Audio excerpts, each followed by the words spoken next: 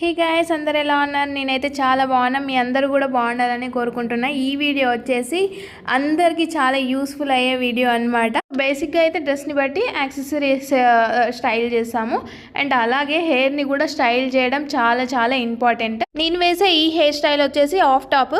ఇది వచ్చేసి వెస్టర్న్కి అయితే చాలా బాగా సూట్ అవుతుంది అనమాట అండ్ తొందరగా వేసుకోవచ్చు. చాలా ఈజీ టు స్టైలింగ్ అనమాట. సో ఇది వచ్చేసి నార్మల్గా ఆఫ్ లెంత్ హెయిర్ స్టైల్ వాళ్ళకే అయితే బాగా సూట్ అవుతుంది అనిపిస్తుంది నాకైతే. ఎందుకంటే మరి హెయిర్ లెంత్ ఎక్కువ ఉండేసి ఉంటే వేసుకోవడానికి ఇబ్బంది అండ్ అంత సూట్ అవ్వదు. ఫస్ట్ వచ్చేసి హెయిర్ మంచి కోమ్ చేసుకోవాలి. దాని తర్వాత అడిషనల్గా మన దగ్గర ఏదైనా హెయిర్ సీరం ఉంటే అప్లై చేసుకోండి, ఎందుకంటే ఈజీగా కోమ్ చేయడానికి వస్తుంది కాబట్టి. దాని తర్వాత వచ్చేసి హెయిర్ అనేది మిడిల్ పార్టిషన్ తీసుకోవాలన్నమాట. 2 పార్ట్స్ చేయాలి హెయిర్. క్రౌన్ పార్ట్ లో హెయిర్ లైన్ అనేది ముందుకు వదిలేసేయాలన్నమాట. దాని తర్వాత వెనకది తీసుకున్న తర్వాత దాన్ని 3 పార్టిషన్స్ గా చేయాలి.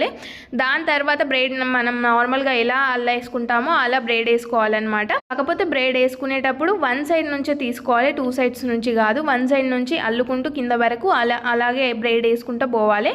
అండ్ సేమ్ సెకండ్ వన్ కూడా. సో ముందు క్రౌన్ పార్ట్లో మనకు హెయిర్ ఉంటే వదిలేసుకోవాలి.